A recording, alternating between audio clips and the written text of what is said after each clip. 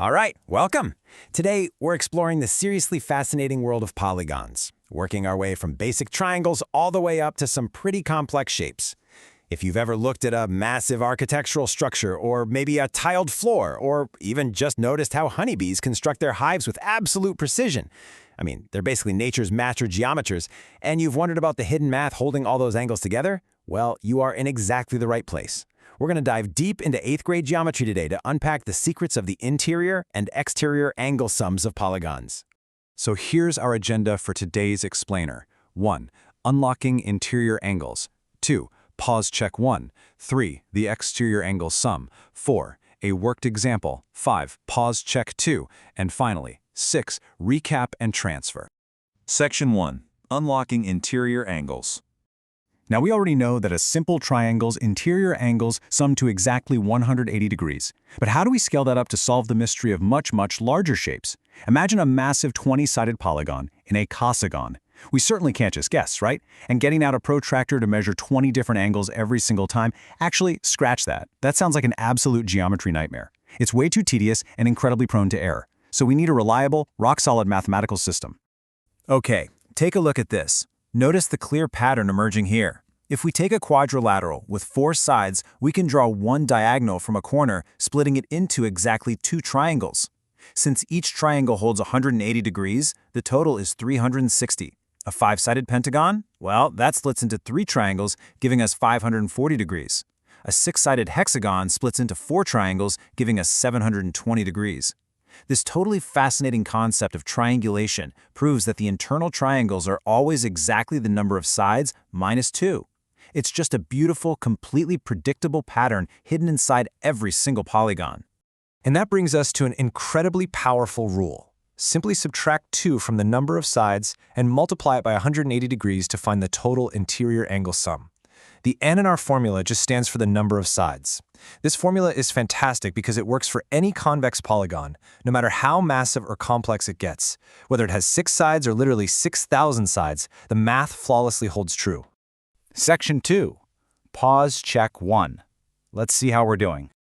I want you to pause the explainer right now, apply the formula we just discovered, and flex those geometry muscles a bit. Grab a piece of paper, write down the formula, and remember to identify n and subtract 2 to find your hidden triangles, and solve for a 7-sided heptagon. Go ahead, I'll wait. All right, welcome back. Let's walk through the logic step by step. So the crucial point is that by substituting 7 for n, we triangulate the heptagon into exactly 5 triangles. Multiplying those 5 triangles by 180 gives us exactly 900 degrees. So we established n, we subtracted 2, and we multiplied by 180. Oh, and notice that we included our unit of measurement, degrees. In geometry, always label your units. Section 3. The exterior angle sum. Let's step outside the shape for a minute. Unlike the interior angles that constantly grow as we add sides, if we walk all the way around the outside of any convex polygon, the exterior angles will always sum to a perfect 360 degrees. Take a second to contrast these two concepts. The interior sum is a sliding scale based on n. The exterior sum, however, it's a hard constant. Think about it visually. If you were to walk around the perimeter of a building, turning at every single corner, by the time you return to your starting point, facing your exact original direction, your body would have completed exactly one full 360-degree rotation. It literally does not matter if that building has 3 walls or 30 walls. One full trip around is always 360 degrees. Pretty cool, right? Section 4. Worked example. Let's put this into practice.